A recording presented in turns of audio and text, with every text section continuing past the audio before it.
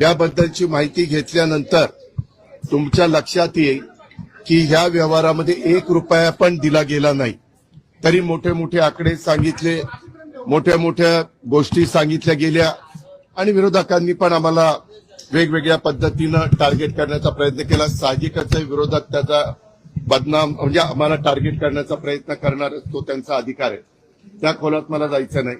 परंतु मला आज संध्याकाळी कळालं की ह्यामध्ये ते जे काही डॉक्युमेंट झालेले होते ते सगळे कॅन्सल करण्यात आलेले आहेत। जो काही व्यवहार झालेला होता तो कॅन्सल करण्यात आलेला आहे।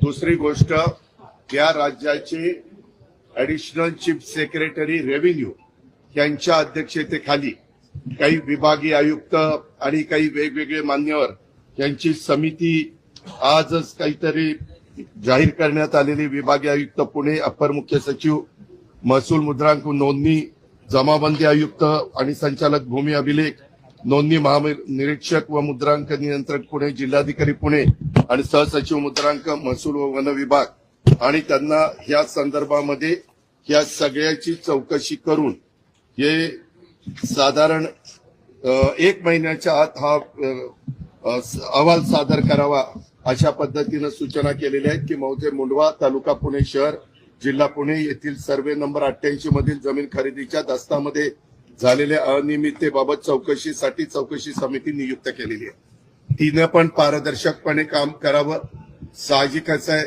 राज्यातल्या प्रमुखांनी सांगितल्यावर त्यांचं कामच आहे। आणि हे अधिकारी जर तुम्ही बघितले तर विकास खारगे यांचं गेले अनेक वर्षाचं काम, एक स्वच्छ अधिकारी म्हणून त्यांची प्रशासनामध्ये प्रतिमा आहे आणि बाकीच्याही अधिकाऱ्यांची तशाच प्रकारची प्रतिमा आहे।